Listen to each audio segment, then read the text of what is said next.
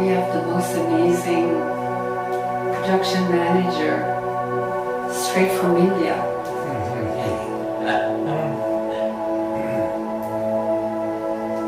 Are we on? Yeah.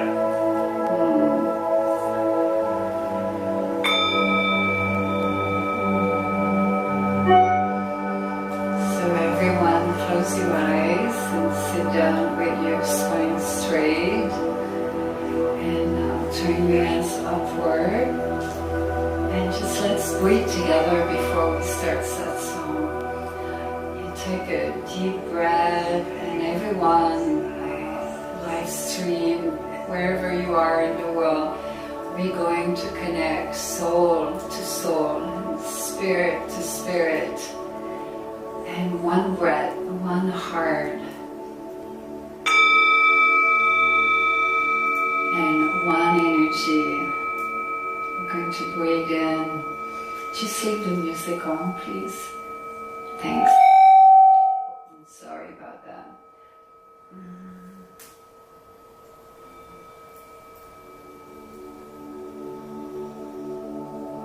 Just follow the movement of your breath, caressing your spine, going up and down.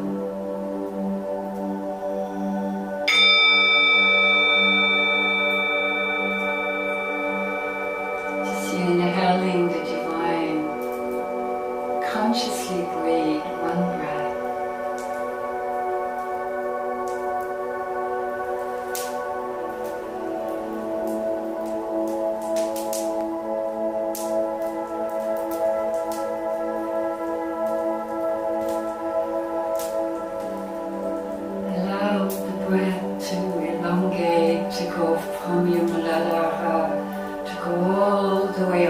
Base root, the Muladhara, the root chakra, and allow it to go all the way up in your Vishuddhi, going up and down, and release everything right now in this moment.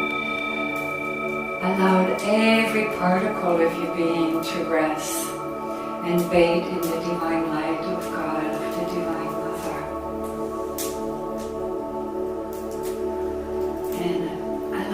Every muscle, every nuts, any stress, you completely let go. Just be a little child in a state of wonderment, playing with your breath.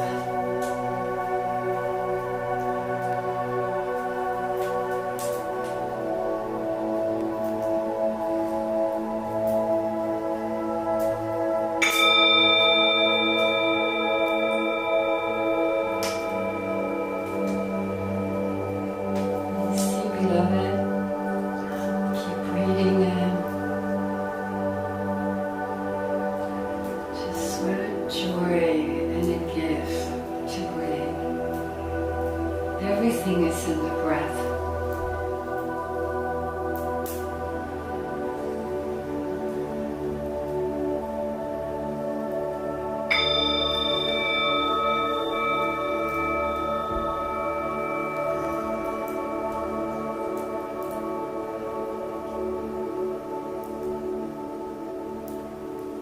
Allow, with the power of your magical wand of your thought, to release all tension.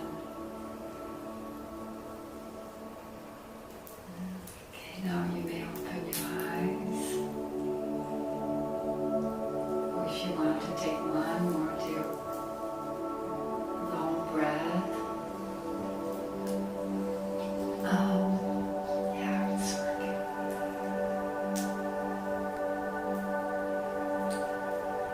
Just, my home is now, right now. There's nothing else than right now. To bathe in that breath that is filled with intelligent prana, life force energy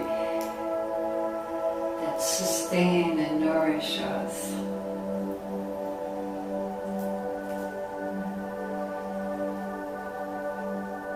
So you may open your eyes, and we can move down the music a little bit. a state when we are in a state of being a beautiful beloved just walk in. So you see what we experience when we do that, and some of you might have experienced it. That is to be in relationship, because tonight the subject is about relationships. So a state of being connected is to be in a state of connection, because ultimately that's what relationship are. And when you look at it on a macroscopic, with the absolute truth of what is relationship, we see that everything in the world is in a relationship. And most people haven't come to that realization because we all interconnected, right? And some of you know that intellectually, or maybe you have realized that, yeah, but very few. So relationship is ultimately everything, because everything is in relationship. We all interconnected by one breath, one web. And in the yogic tradition, we call it the Indra. The Indra web is everything exists based on condition and causes. Nothing is dependent to each other. We all are interdependent. So everything in nature, even in the animal, if you examine that, you will see everything is in relationship. Even the plants, it's a different form of intelligence for us human beings that we might not see it, some of us, but it's the same intelligence, it's the supreme intelligence of the divine, what we call it, the divine mother in the yogic tradition, but the divine, whatever we call it by so many names, the supreme intelligence, the one source. So being in a state of connectedness is to be in relationship. So ultimately there is only one relationship, and that is the absolute relationship.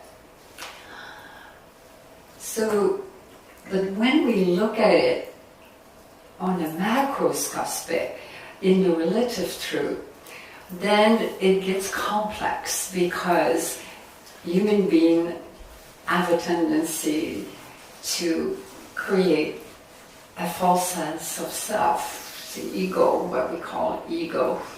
Even though ego per se does not exist, it's just a false sense of I amness, of wanting to survive, to being things. It's actually, a lot of people think ego is bad, but nothing wrong is with ego, because without that sense of I amness, you can't survive. If there is absolutely no ego, you can't stay in the physical body. And a lot of the yogic, well, not in the yogic teaching, but in a lot of other kind of spiritual teaching, often they put down ego as something really bad, but ultimately it can serve a purpose. And that's what keeps you here in the physical form. So when we look at relationship, and it's such a fascinating subject, because when you really look deep, it's like relationship. The physical realm would not exist without relationship.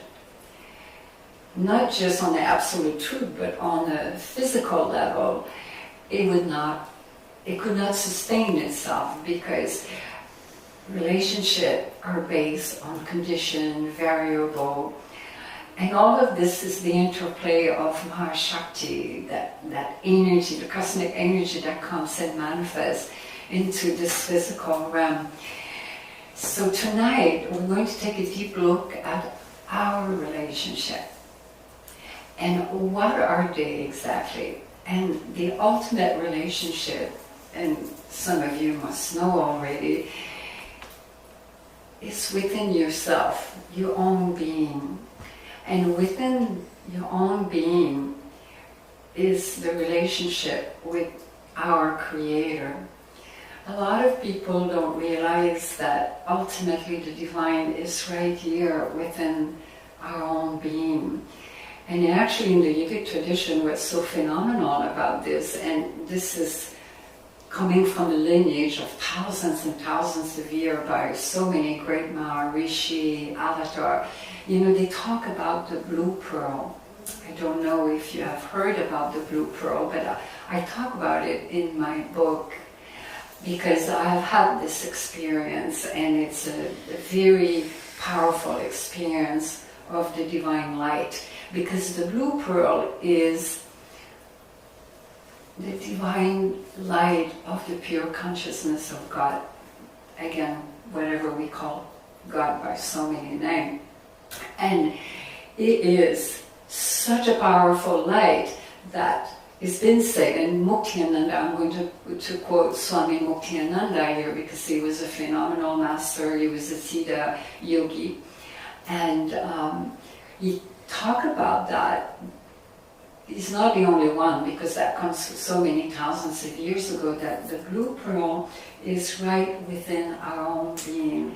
And that most people are not aware of that, because it's the ultimate mystical experience of self-realization when you experience the blue pearl. And that's why I'm talking in terms of that relationship that is so sacred and so divine, that is within our own, that people are not aware that truly that the blue pearl is there. And what the blue pearl is, it's been said that it contains the entire cosmos and all deity. Everything is contained. It's like a packed seed of the macroscopic. And that, when you see it with your third eye, you could see that. To my surprise, when I saw it the first time, my eyes were open, and I could really hold it really still. And I won't go into the whole mystical experience, but unless you want to know, and we'll have a session for question at one point. The only reason I bring this up, not to brag, certainly not, no, because all of you have it, we all have it, is to really make a statement that indeed the yogic tradition is a science. It's been proven by so many great realized enlightened masters, and they have talked about that. And that, I can tell you with my own experience, I have experienced it more than once and so many times. And within that blue pearl, it is God itself within our own shrine. So that relationship is right here in our own shrine. And when you realize that the quality of your relationship within your own being, within the divine, we got a little Shiva here with us. We have little friends here tonight, little kitty. So it's that realization is very profound, because that relationship within is, and with our Creator, is the most profound and the most important one. Wouldn't you agree? And to nurture that is to nurture your own relationship with your own being and with our own Creator. So when you have realized a level of self-realization, of equanimity, of not necessarily enlightenment, but of healing and purification, and you start experiencing the wholeness of your being, because to be in yoga is to be in union. That's what it means, because it's to experience the whole of existence as one. Is that to be to be in yoga? And that is the ultimate relationship with the divine within. Though in the yogic tradition, and this is what a lot of people are struggling with and they're not even aware of, they're out of balance. And out of balance comes from the masculine, the divine feminine energy and the masculine energy is out of balance. Everything in the universe is governed by laws, right? Universal law, the gunas, what we call the gunas. And also within that, there is the play of Shiva Shakti, of the divine feminine energy that animate, which is the cosmic energy, primordial energy that come and manifest, that is being seen as the embodiment of divine feminine, that has those quality of creation, nurturing, and manifesting. And then the divine masculine energy is that pure consciousness that is still, that is embodied different kind of quality, like of demolishing, destruction, conquering. But all of this is necessary for the play of the cosmos. So therefore, within our own being, we have that play of Shiva Shakti. In the yogic tradition, we have, I won't go into the whole economy because that will take too long about the subtle body, but we have the main nadi, the Ida, and the Pingala. So on the left side is the feminine, divine feminine. On the right side is divine masculine. And so the whole spiritual journey is all about, for the energy to go from the Muladhara, which is dormant, Kundalini at the root base, to elevate and meet in the Swarasara, where it's the ultimate divine harmonic union of Shiva Shakti.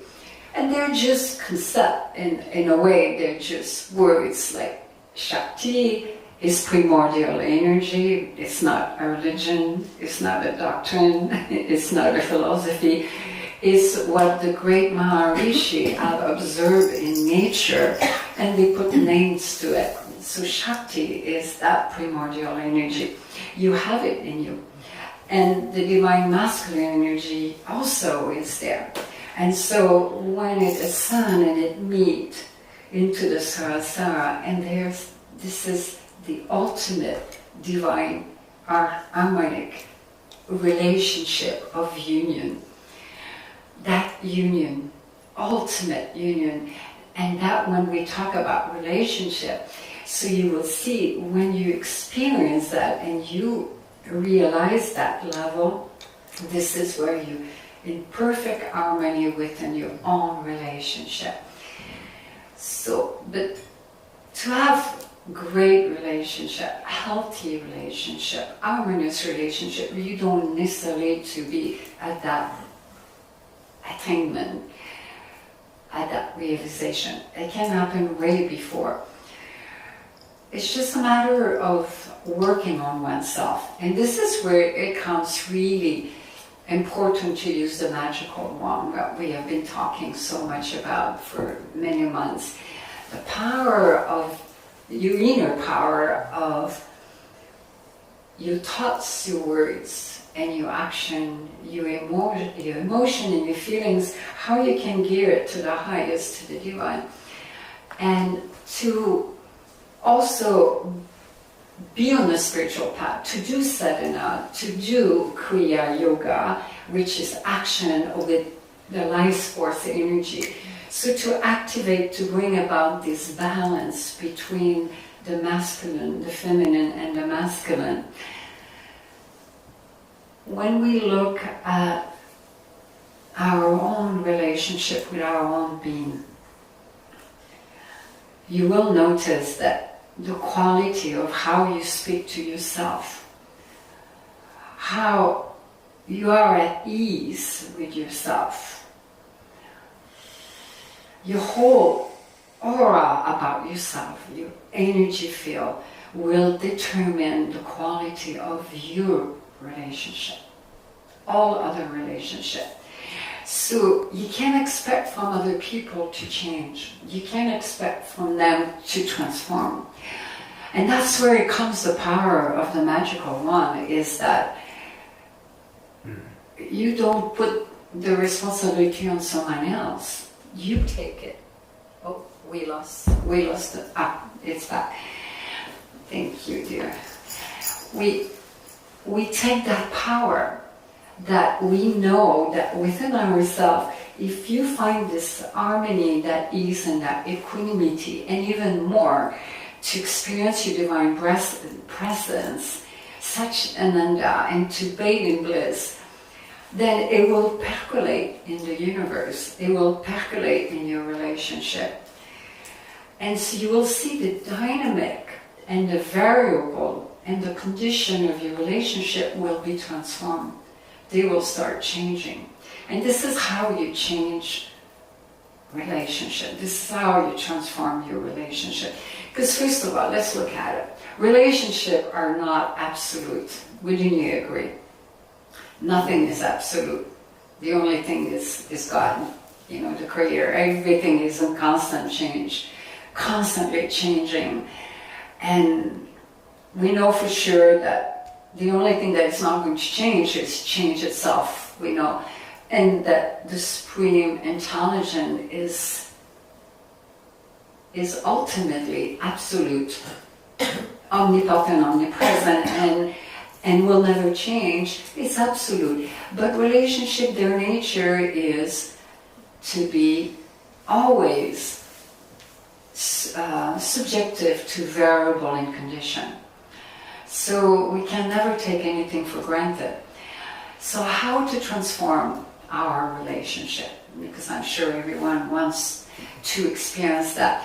Because you will notice, and wouldn't you agree, that you start a relationship. When I mean relationship, I'm referring any relationship. It does not mean just love relationship. Because in today's world, when you say relationship, most people think is relationship, love relationship. No, Devi Ma means any kind of relationship.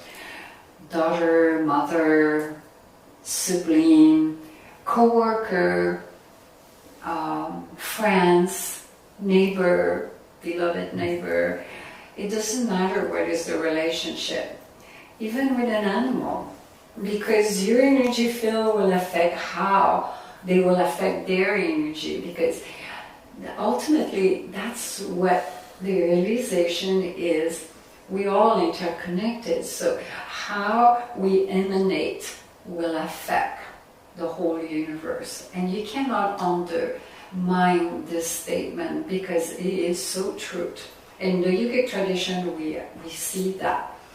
When you are very connected, and especially in Tantra, you see that, because when you're so connected and so open and so receptive, because relationship is all about connectiveness, right? You can go through the universe, through the sphere and connect with the deity. You could, like this morning, it happened actually today.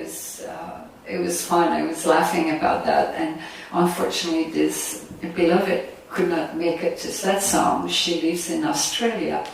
She's been following Devi Ma for a long time, and I thought of her, and I was sending her a message, and I was going to text because she loves being at Satsang. And as I grabbed my phone, this was happening, I received an email. And I laughed and I responded. And she said, I saw you, I heard you. I heard you very clearly. And I said, well, we're doing telepathy. That's exactly, we were doing telepathy. She said, I heard you, Devi Ma. And she said, I cannot make it today because I have to be on a shift at the hospital or the clinic. But that's what truly is the meaning of relationship. It's that connectiveness that you don't even have to open your mouth. That because everything is energy. Thoughts are energy, words are energy, our action everything in the universe, our body temple is made out of energy. Without that life force energy, everything would fall apart. So, the quality of your own relationship with them, how you're creating constantly emanating that energy field with your magical one.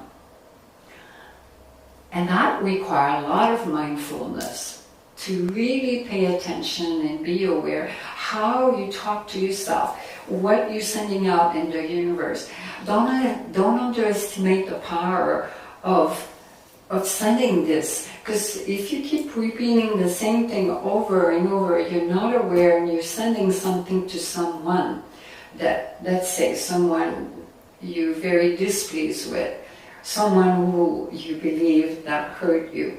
Well, you're sending negative energy towards them, and it will only come back to you, because this is how a relationship is.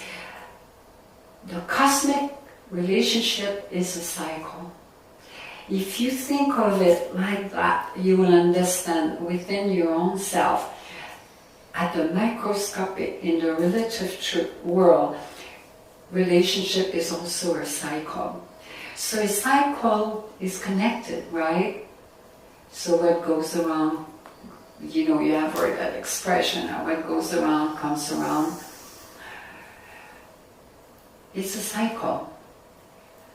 And so the quality of your own inner relationship will affect the quality of your relationship.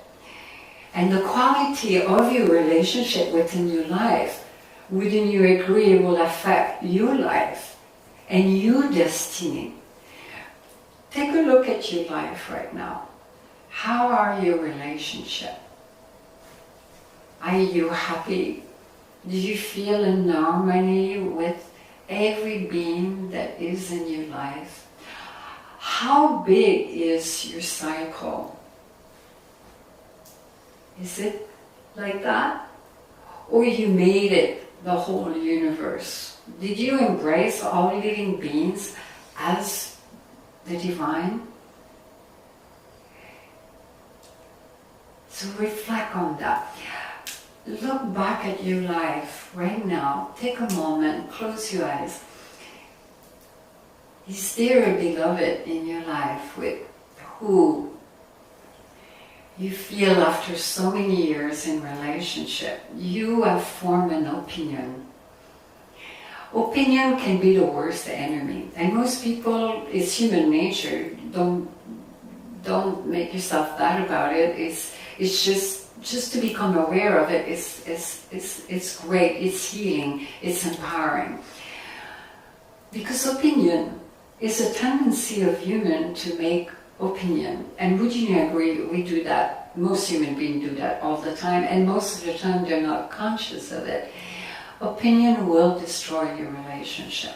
Because opinion is putting someone in a box. We cannot talk about relationship without talking about love. Because relationship is about love. Divine love.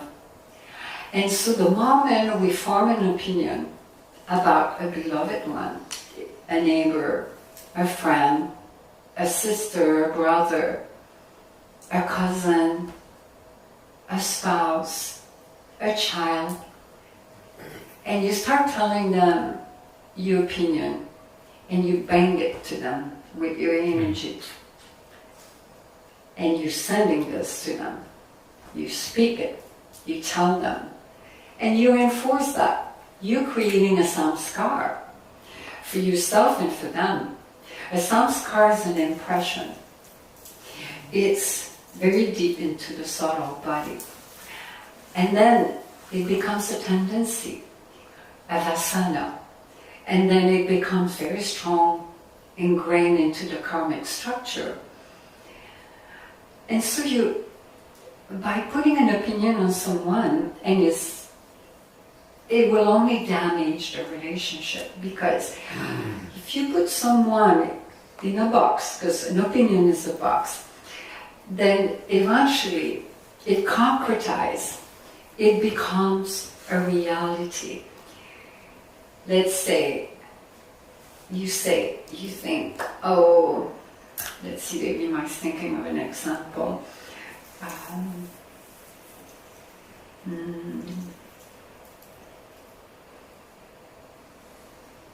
Well, you see that in abusive relationship. Actually, that would be a good one to talk about, because the world is unfortunately living in so much dysfunction in relationship and codependency. Let's look at that for a second.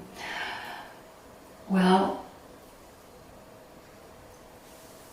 when you see that in relationship, that people are hanging on you emotionally and they suffocating you, and someone has an addiction and you start telling them, yeah, you're no good, you're just good just to drink alcohol, or smoking. Can you get yourself together? You could say that, let's say, I'm not saying any of you, but I'm saying just a general example that is common in the world, because there's so many wounded child on the planet and most people don't know. So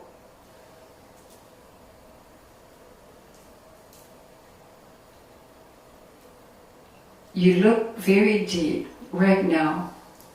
Do you hold an opinion to someone you love dearly? Because opinion becomes poison. Because you have enslaved someone into your own cage, in your prefabricated cage, and you're not nurturing the relationship. You're not allowing yourself to grow in it. Because ultimately relationship is a sadhana. If you look at it, it is for me to break boundaries and limitation and to grow and nurture this being. I'm going to grow with this being, and I'm going to surrender and really trust the Divine Mother that together we're going to grow and we're going to heal and transform. And I'm the microphone, and we lost it, it's back. That we are going to transcend that. And I'm going to break that boundary of my opinion that I have formed. Because I know my opinion, it's an image that I form of you that is false. Because it's not who you are. And what's going to happen is if I keep this image of you, and let's say I don't see you for 10 years, and then you come back in my life, let's say it's your child, and they have ran away from you, they hate you, and you hate them, they hurt you, at least you allowed them to hurt you, and they come back into your life, and you look at them exactly with the same samskar, with that image. And that's what people do. How can relationship grow and heal? Because it's so deep on the unconscious level that people are not even aware of it. And so, when you become aware that, and it's so common, I have seen it in my entourage, I've seen it with my follower, I've seen it in my own life, that most of the time is unconscious. People are not even aware or mindful of it. That is because it's so deep in the subtle body that image of that being, someone you didn't even see 20 years later, and they come back into your life. And unconsciously, you hold that same image. How can the relationship blossom and grow? So, look at your life now, even being who are you or departed one, disembodied being, maybe even your ancestor. Who could be this being that you feel like you haven't expanded your circle of oneness to them, to embrace them as the divine? Look at who might be someone that you allowed them to hurt you,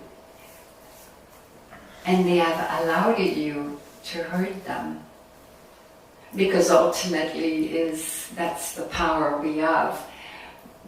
No one can hurt us unless we allowed it to. I'm not talking about physical pain.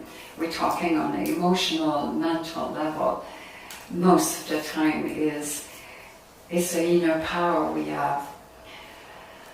So let's look at the time. I want to do a little invocation before we do the guided meditation. We'll do an invocation and then we'll do a short session for Q&A.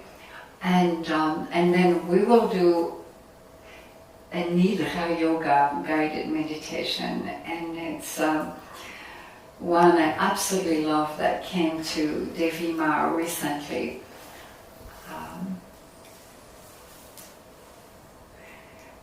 When you look deep into those relationships,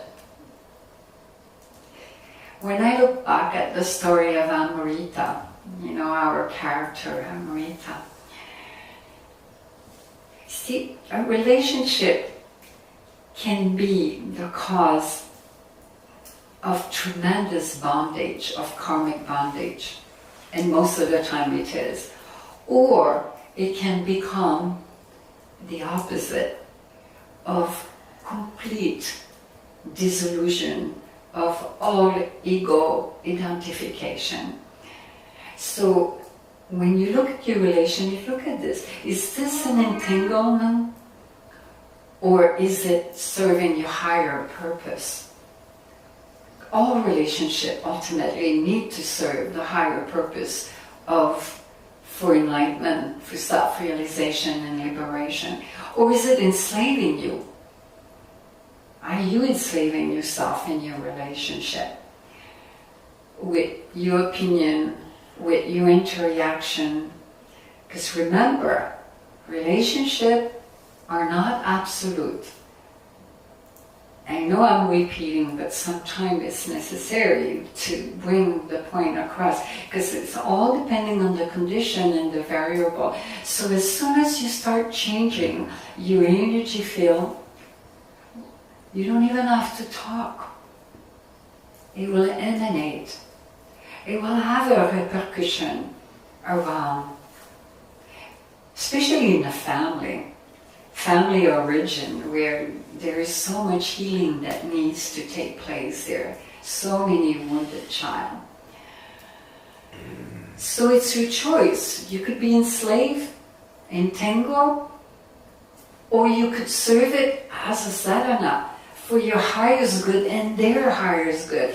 So the way to do that, you embrace them, you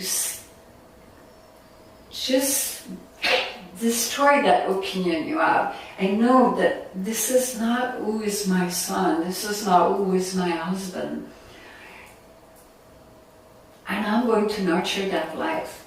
And together we're going to break our boundaries and our limitation, and we're going to bring it as a divine sacred love relationship.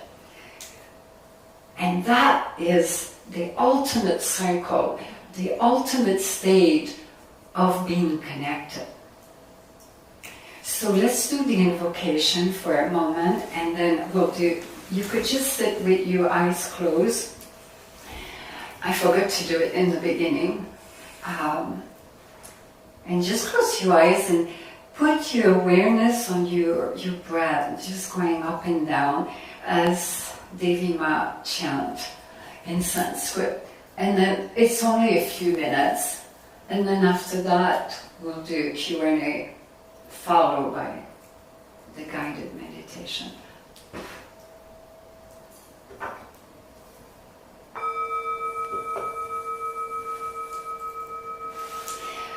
Put your hands upward, turn in a mudra of receptivity, and just breathe mindfully.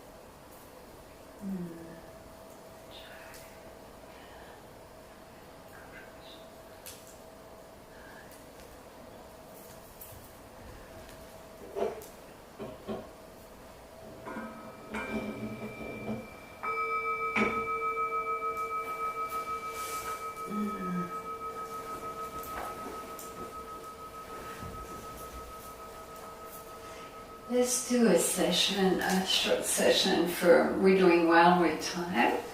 So let's do it. Anyone has question on relationship or anything pertaining to the subject?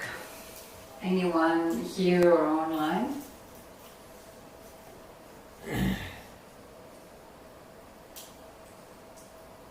So I have a question about parenting.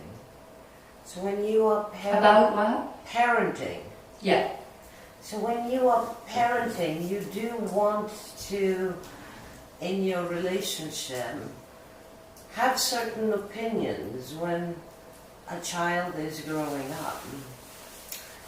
And how do you avoid it becoming a samskara, but rather give them some direction? Because today's teenagers they travel such an amazingly huge, vast world on the internet. So I think the job of parents is quadrupled to be able to help them filter. But when we are helping our children filter, we are using our own filters. So how do you integrate that? Well, direction and opinion are completely different. Opinion is often charged with energy of judgment. Because it's a judgment, it's coming to conclusion, it's coming to assumption when you hold an opinion. And often if you look deep into your opinion, you will see they're completely wrong. How often does it happen to you? You look really deep, you form an opinion on someone, and then you find out by someone else later that was completely something different. You say, oh my God, I really had form an opinion. An opinion is just another word to say, I really came to conclusion and assumption too fast. So in parenting, you want to avoid that. Direction is different. If you look at your child, not as your child, to really try to bring that mindfulness to bring a little bit dispassion, because what happened in parenting, there's so much emotion involved, and I'm not saying it's you, but I'm saying, generally speaking, I am the parent and you're going to do what I'm telling you.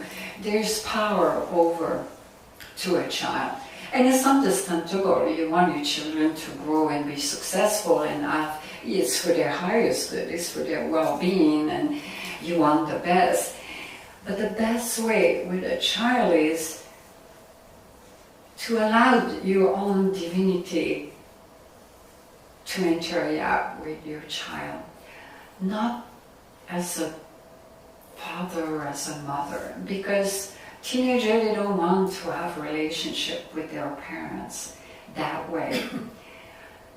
But if you become their best friend, and best friend doesn't mean you will please their ego, you could direct them in a wise, loving way, but with dispassion, meaning you don't impose your will and you don't impose your opinion and your conclusion and your assumption. You could tell them wisely, look, for example, the internet. My child or whatever, beloved, see, the internet can be a very dangerous place. I'm sharing that with you so you become aware. And then you could share it in a loving conversation instead of saying, I'm not saying again you, but some parents say, no, I don't want you to be in the internet, and they enforce rules. If I look back at Amrita, our beautiful little character, the relationship she had with her mother was a relationship where the mother was really her best friend and never imposed upon her anything, because she gave her so much freedom that way, but warmer wisely. It allowed her to blossom without suffocating them. Because the danger with parenting, especially coming from dysfunctional family, because there's always this pattern. I'm not saying all of them, but there is a high percentage, I'm sure many of you would agree, that because it's dysfunction and people are not aware of, then you're reinforcing this dysfunction in the relationship. So just allow room to be in a loving friendship relationship without putting strong boundaries and imposing your power over. Amrita, when she grew up, she wanted to smoke. Look, the nose pierce, huh? Look how beautiful it worked. I'm jumping now, it's something we know, but because if you say no to a child, they will go against their will. It's almost guaranteed. I mean, teenager, because most teenagers, they go through a period of revolt. But Amrita, when she grew up, she wanted to smoke, and she did it in the back. But she got caught up very quick. And her mother was aware, and she said, okay, you want to smoke, why hide? Smoke, if that's what you want to do, but be aware. It can cause cancer, be aware it can damage your lungs, but I'll buy you a cigarette, you go ahead.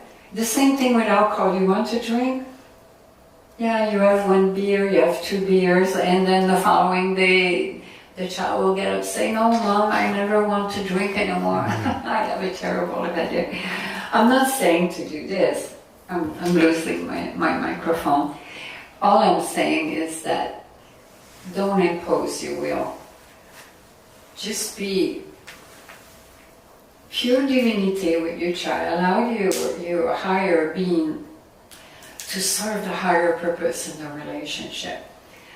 And give them some freedom, because often that freedom in them, when they know, it will give them a chance to explore on their own and learn on their own.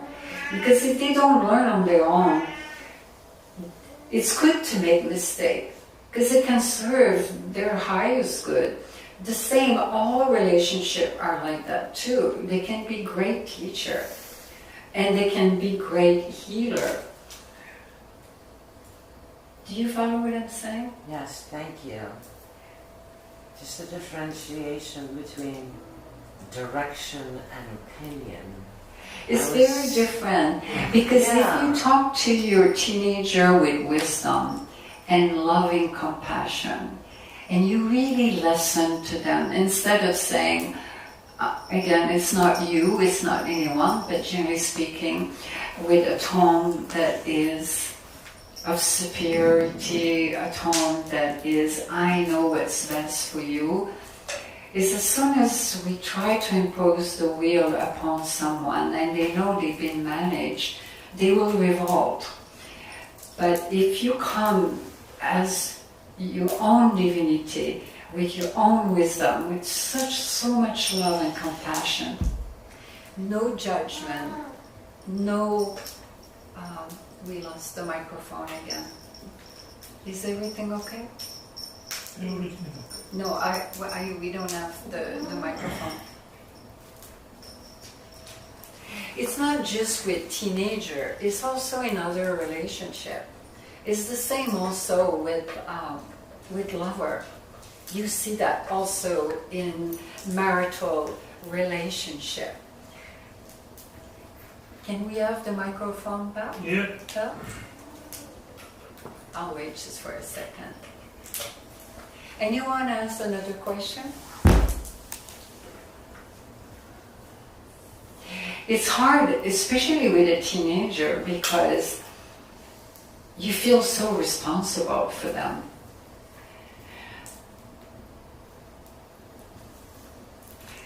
But we look back at Amrita, at her life.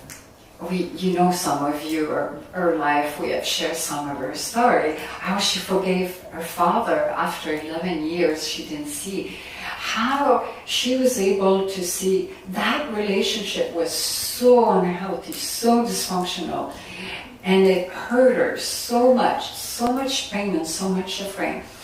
But she blossomed without 18 years without seeing her father.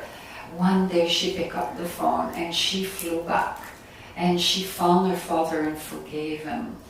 And she liberated the karmic bond that was the energy of the sanskar, the conditioning, the condition of that relationship. She freed her own father. It's the same also in some other relationship that you might have, especially in lover. Intimate relationship, when you agree, they're the most challenging one. When you love someone, if you have been heartbroken once, a broken heart, Rumi said, a broken heart is the wailing of a broken heart is the gateway to God. And it's so true. The wailing of a broken heart. Almost anyone has been heartbroken. So, any question online? Mm-hmm. Well, I have a question. Absolutely, Vicente. Yeah. I like, of course, what you said about just loving yourself and being connected with the divine, because that is really the truth of just unity, and that will strengthen all our connections with everything and everyone. But there is somewhat confusing to me. Somewhat confusing to me about the hurt, like with lovers and also with people like your parents, that maybe through their ignorance or whatever. I mean, sometimes the hurt is you can forgive it, but it's still hard to let go of. So that's confusing. That someone can't hurt you because we're human and there's impact from our actions, from others' actions, from even what we're doing collectively to the environment with these crazy storms that are happening. It's from us hurting the environment. So how can it not hurt us? Because it's going to hurt us. You know, I don't understand how to necessarily get through the hurt. It's not easy to do. So what is, I hear what you're saying. I mean, Buddha's like saying, you know, all beings, you know, everything to be free from suffering, but suffering is just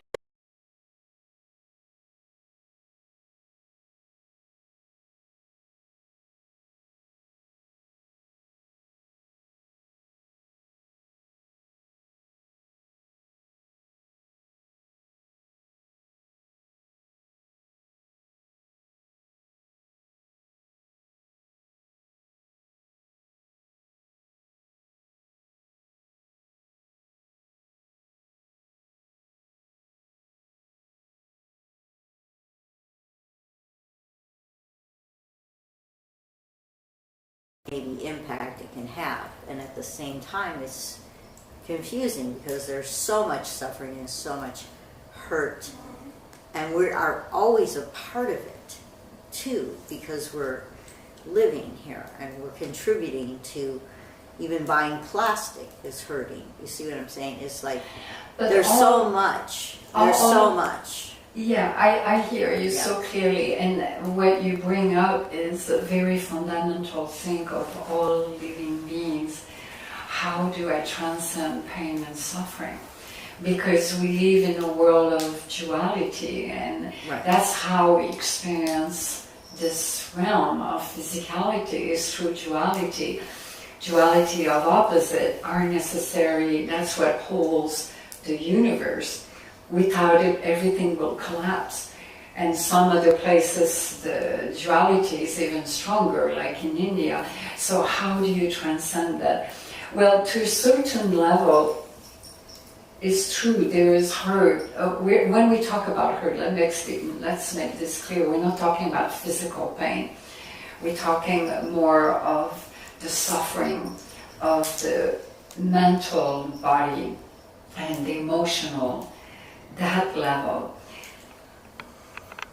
There is a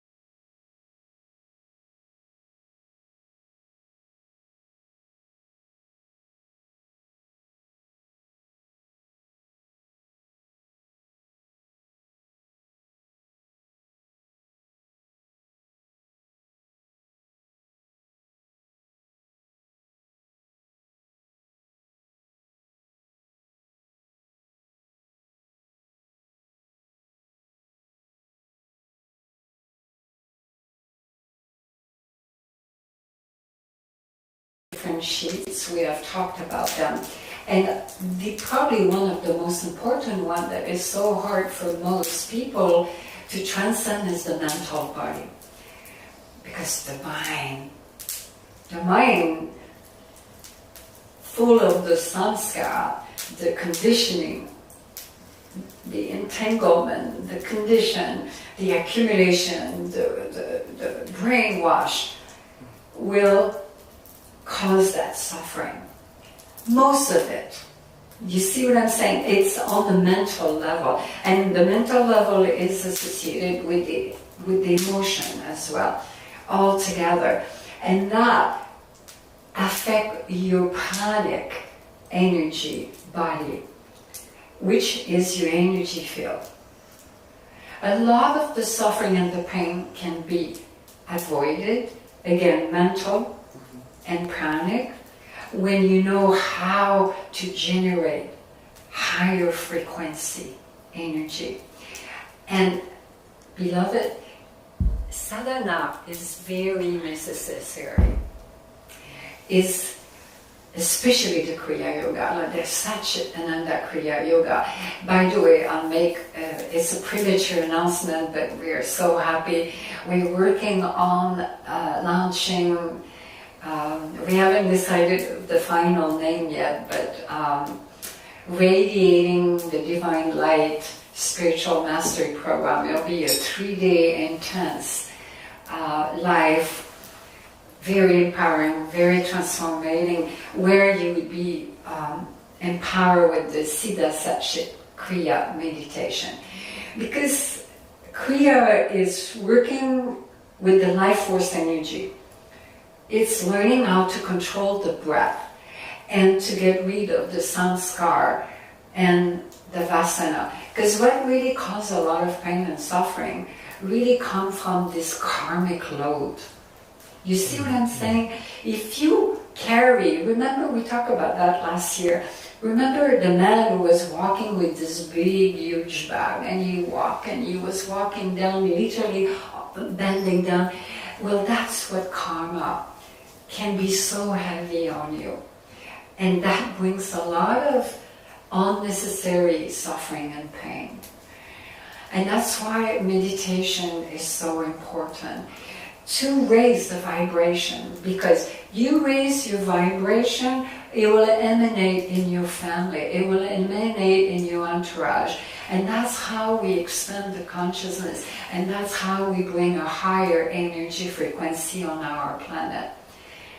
So, Devi Ma is greedy. I want billions of babies that are meditating. When I mean baby is as a mother, you know, I want them to meditate. So we bring a higher consciousness on the planet for all living beings. So loka samasta sukhino bhavantu. May all beings be happy and well and liberated. And that's why it's your absolute responsibility as a spirit, as a soul, as a human, to work on yourself. And the Buddha said that. I think it was him who said, the greatest gift that you can give to the world and to yourself is working towards your awakening, your enlightenment. Because one Buddha, that's what it means, Buddha is one who is awakened. One Buddha will let a lot of other Buddha. And we need billions of Buddha on our planet. Wouldn't you agree? Any more questions before we start the meditation? Yeah, there is one question online. Yeah. How do you know when to step back from relationship? Oh, when it feels dysfunctional. Repeat it again. I just want to make sure I got it right. So how do you know when to step back from relationship? When you feel burned out. When you feel burned out and confused, beloved. I feel Shakti running all over I'm sending you blessing. I see it's time for you to take a break. Taking a break can be the greatest gift you can give yourself. Because if you are in a dysfunctional relationship, I don't know your personal story, I don't need to know, but if you raise your energy, you start vibrating at a higher energy, you empowering yourself, you meditate, you are doing incantation, and you're practicing mindfulness, and you are starting to emanate, and you starting to heal and transform, and you are on a healthy relationship that is dysfunctional, and your partner is pulling you down. I'm saying that because if you feel that, and this other being is dragging you, not allowing you, then it's time to take a break. A break in a loving way. You don't have to make it final. You could just say, I love you dearly, I care about you, I need to work on myself to better serve you, my beloved, so I can be an instrument of divine grace for you, of healing for you, so together we can grow and transform and love each other deeply. And that's why it takes some time to save a relationship, to take that break, because then it will change you. First of all, it will change the perception of your beloved and your own perception, because when you take a break like that, you emotionally disconnect. And it's so healthy to emotionally disconnect. Because when you're so entangled, you can't see who is who, right? And that's the danger of the codependent relationship, is you lose yourself in them. But you lose yourself in them in a very unhealthy way. Not in a higher way. Because enlightenment is about breaking the boundaries of ignorance, breaking all ego identification. It's losing yourself and merging as one with the divine. You can experience that in a relationship too, in codependency. But when you lose your identity that way, Amrita experienced that. She knows what it is. It can bring you down to your knee with so much humility and vulnerability that it can be the greatest gift for yourself, because that's the gateway to really experience your divine presence and your true nature. And she took a break. She knew it was necessary. So if you feel drained, if you're in a relationship that is sucking your energy, that is not allowing you to grow, and is not allowing you to put boundaries, because again, this is so tricky, because enlightenment is about breaking boundaries, right? Constantly breaking the boundaries. But in a relationship, on the microscopic level, on the relative truth, you need to have healthy boundaries. You see what I'm saying? So, boundaries in the sense that you're not causing a false sense of illusion of separativeness, but healthy boundaries where you could lose yourself and merge as one with the divine. But in the ultimate state of dissolution and of karmic and ego identification, not creating a karmic structure bondage. And dysfunctional family are probably the relationship that are the most loaded with karma, because there's so much abuse in them. So you will know, beloved, I don't know who you are, but I can feel you. I would say you will know by the end of this meditation if it's time for you to take a separation or not. And you can do it in a very loving way. And that doesn't mean it's the end of the relationship, because it will allow for the other person also to also grow and blossom. And then if you are realizing after maybe a year or two of separation, or maybe even 3 months, I really deeply love this person. This love is not based on needs, because most relationships it's a transaction, it's based on need. I give you that, you give me that in return. It's transactional, it's like a contract. Is it loss? Look at it. Is it based on codependency? Because you're so, God, I can't survive without this person. I can't breathe if this person leaves me. Well, you have really enslaved yourself with being a puppet. So I would say then cut the string, it's time to let go. Let go, but that doesn't mean it's the end. You let go and surrender to God. And just trust your inner being, your inner guru inside, your inner divinity that is the highest good for you and your beloved. And that within that separation, a lot of healing will happen. And then one day you will come back as divine sacred love relationship. And maybe you will be on the spiritual path too. If you're not, maybe your beloved will be. So I hope I answered the question. But at the end of the session you will know. And it's hard to take a separation. But when you know it's serving the highest good of both of you, a chance to bring a new, fresh, divine sacred love relationship, it's priceless. Why would you not? Yeah.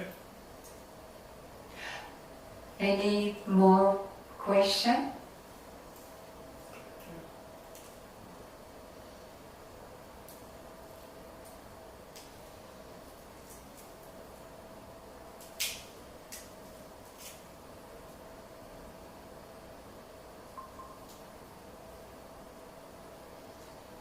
Is there any more question? No. No? Okay, let's do the meditation. What I suggest, you lay down on the ground, make yourself very comfortable. You can use a pillow. It's a meditation that makes everything worth laying down. You can move pillow around. You could take whatever you need. Let us know if you need anything. We're here for you. Can lay down in my fire. Oh, I want to start to do really badly. It's okay. It's okay. Sleep is good.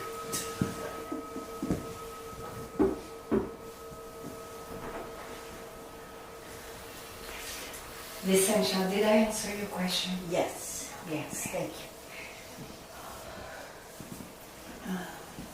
But we'll talk more about that because there's a lot to say about this. That's why being on the spiritual path is the greatest gift you can give to yourself. It's the gift of your own divinity. Beloved Prashant, if you could put the music on, and I recommend everyone to lay down. It makes a huge difference to lay down. You could take all those pillow there if you want. You could come and lay down there. There's more pillow there. We can make some space for you if you need, because it makes a huge difference in laying down. Well, maybe you can move a little bit and leave Shuli lay down also. And online, any one of you, please lay down and put your hands on the side of your make yourself very, very comfortable. If your pants are tight, unwrap everything. Just loosen up everything. And turn the music a little bit higher. We're going to take you on a journey, on a soul journey. Miriam, would you like a pillow for your knee? Sure, thank you. Because I know it makes a big difference. Is that better? Good. I know the back, the lower back. We all have our stories. So take a deep breath.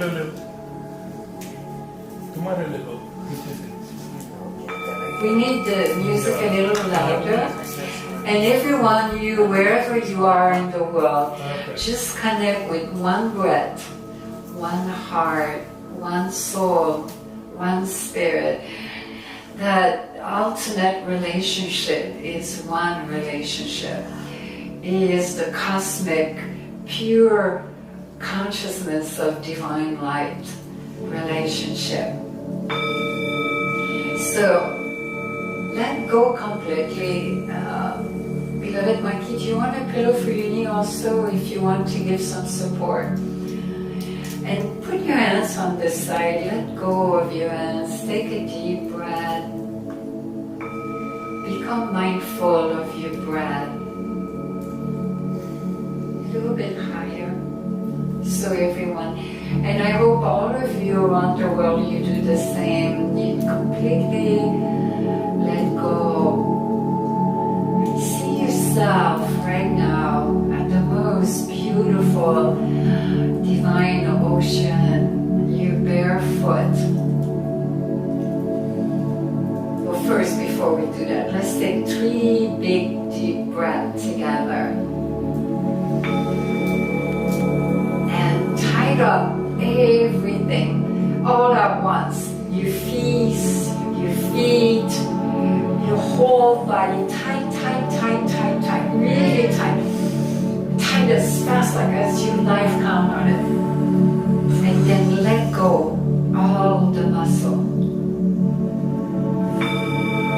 And then one more time, take a deep breath and tight everything tight, so tight.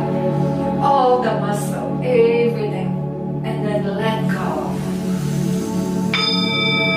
This is the gift you're giving to yourself right now in this moment.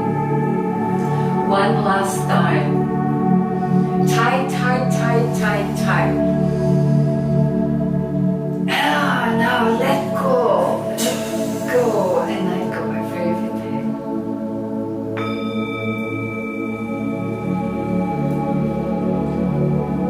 Now you're walking on this ocean. It's a blue turquoise ocean, and the sand is white. See the white sand, see the wave. And you're walking and you're alone, barefoot.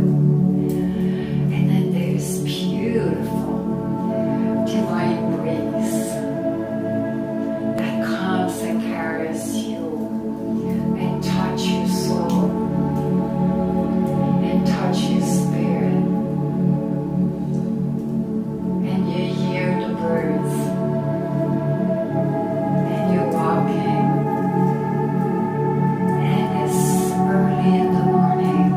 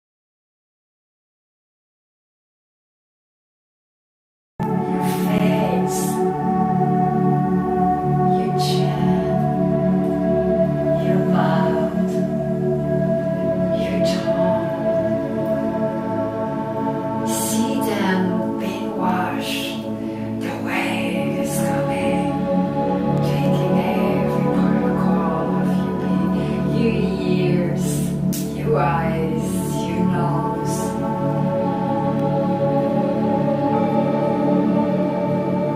Your brain.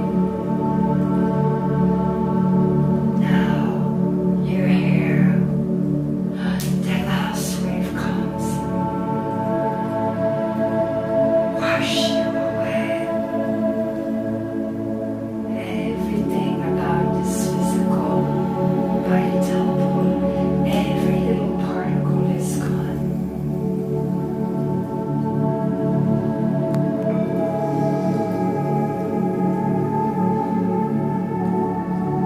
All what there is the motion of the ocean.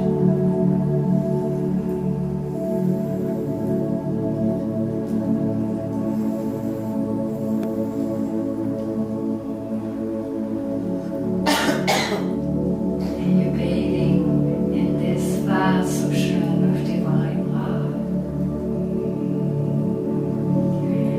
In that vast ocean of divine love, a swirling of light comes, and it's formed by a rainbow.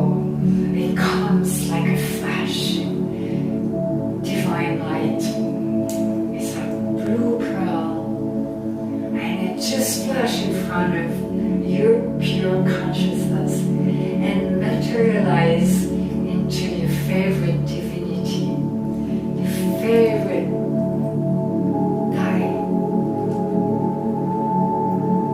your favorite deity. Hold the vision of that deity. It can be anything for you. Could be Jesus Christ, Gautamanda Buddha, Shiv Babaji Gorakshanath, Shiva, Mahadevi, Durga, Kuan. See that deity could be your Sakura, the true guru. See the light of the rainbow around the deity.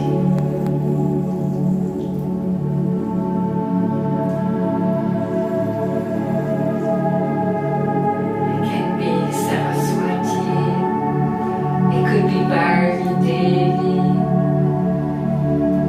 it can be another ascended master, the beloved ascended master of yoga, Nanda.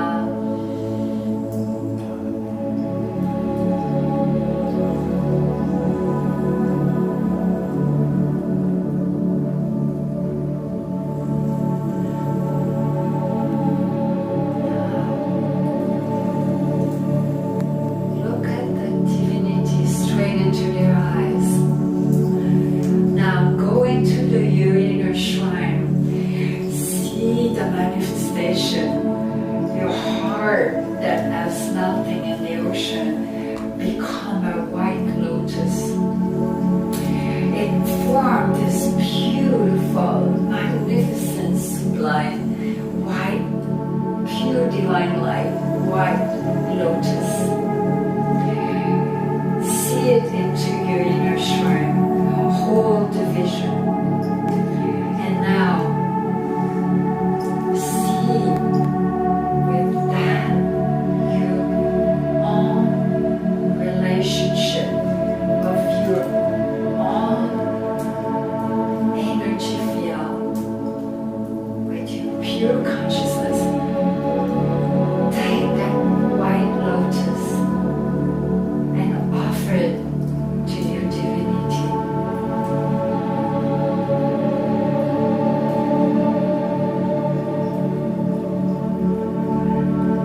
Offer it, extend it. This is your gift to your divinity.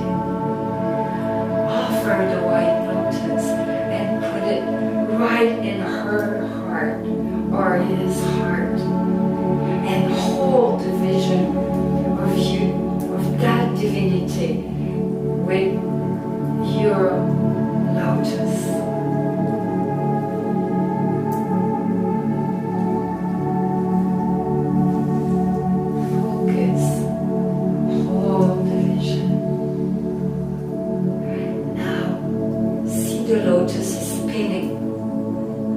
start to spin. And as it spins, it emanates a light that is so powerful, so bright, and it emanates every color of God. A pure white light, yellow, green, blue, orange, red.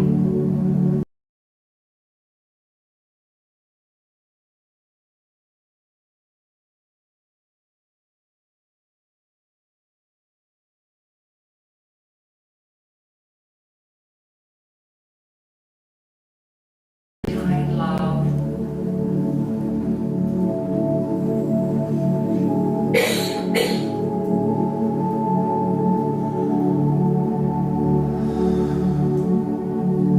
See it spinning.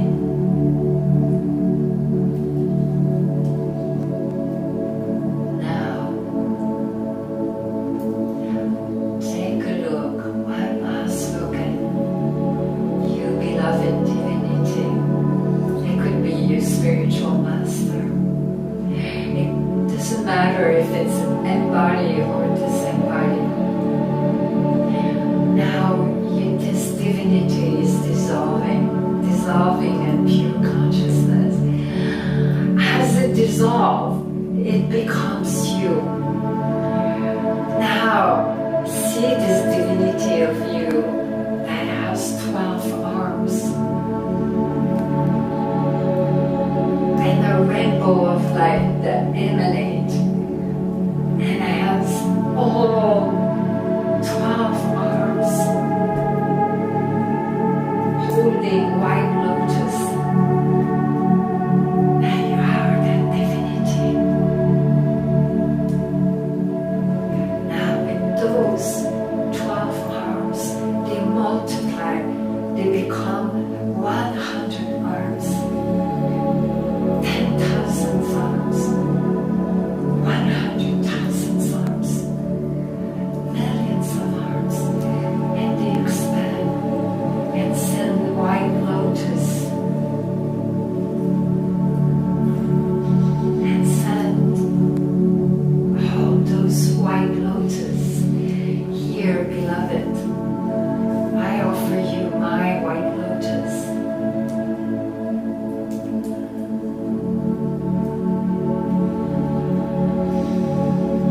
Extend with your energy field the white lotus by embracing every living being.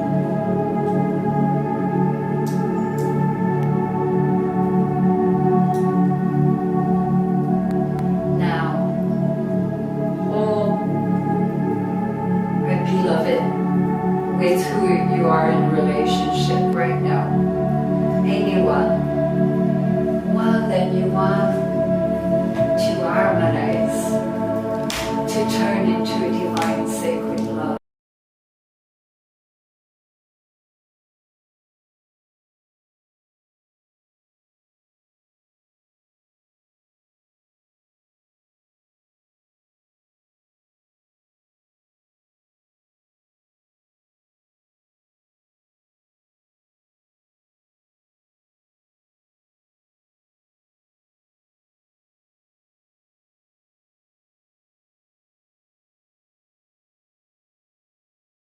Heart chakra, your anahata. Take it from your shrine and extend the white lotus, and then smile and express in silence with your divine energy field of divine love. Offer your white lotus. If it's you, beloved, in a dysfunctional family, give the white lotus to your beloved right now at this moment.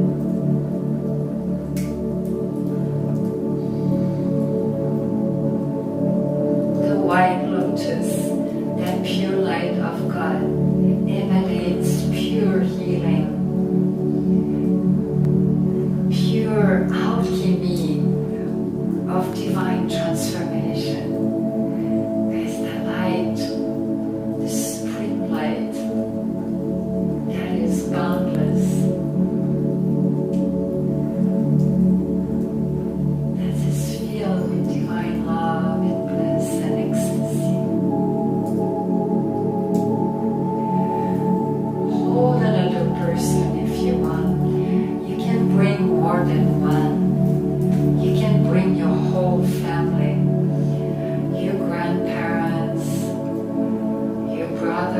your sister, your children.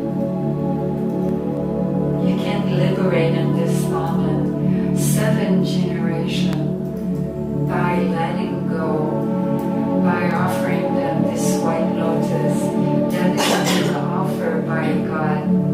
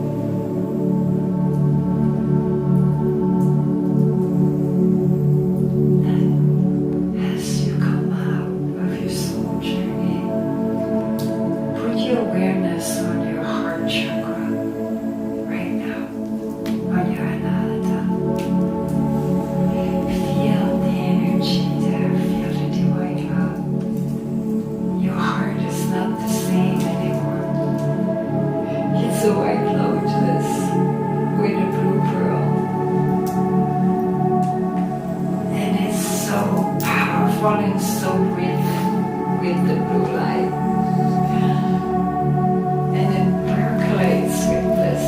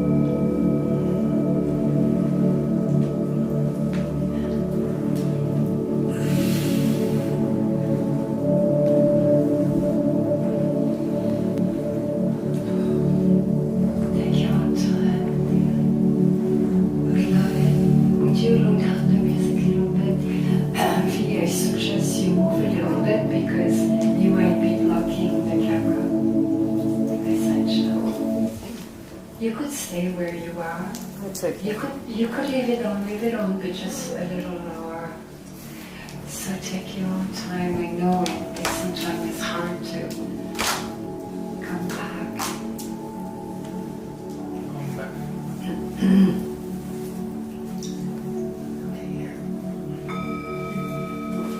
Yeah, it's okay. Yeah, it's perfectly all right.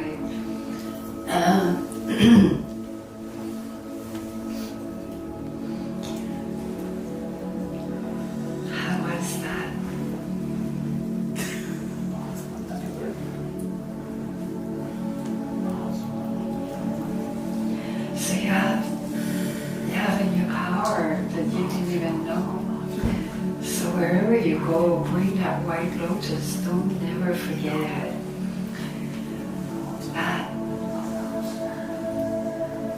Even if your beloved does not know what you do, if you are in an inter-reaction that is really difficult for you, go back to your breath. Don't say anything, just, I'm home now. My home is now. Reconnect with your white lotus, even though it's blue or green or yellow. It has all the color, and just you could just do that. You could even say, "I offer you my lotus," or you can just be quiet and say nothing. And as you breathe and you bring back yourself to this present moment, to your own divinity. See yourself with your energy field, you with the magical one, that you extending your lotus. Your beloved is a lotus for you. And you keep breathing. It will change the energy, the dynamic in your relationship. It's a practice. It's a sadhana. Sadhana means a spiritual practice. So there's only one relationship. So when you go back tonight, always fall asleep on your breath. Be mindful of that breath. That is the greatest gift of God. Because we never know when it's going to be our last breath. And to leave the physical body and to be conscious of our breath is the most powerful thing when you actually leave the physical body. incredible, powerful practice. I've been doing that for decades. The chant Om Namah Shivaya, Om Namah Shivaya. And you practice falling asleep consciously on your breath. So when the day that you leave your body temple, you will leave it consciously. And that is the most important thing to bring back with you after the White Lotus. Remember, the blue pearl is here, and it's the ultimate divine light of pure consciousness, and we have it inside of us. And bring back yourself into that mindful, conscious breathing. It will remind you of that White Lotus. It's just a practice, beloved. And watch very carefully how your relationship are going to change. The quality of relationship will determine the quality of your life and your destiny, and so is for them too. So through this process tonight, I could feel it, a lot of healing or cure. I don't mean just in this room, but etherically with other beings, because you're helping them to release them, especially if they disembody. Because the disembodied beings, like a grandfather or a parent, if that relationship was wounded and it was not taken care of, you're doing a great service to them to free them. Because sometimes they're still around on this plane because they're waiting for that. They're waiting for you to let them go. Energetically. Amrita did that many times. Through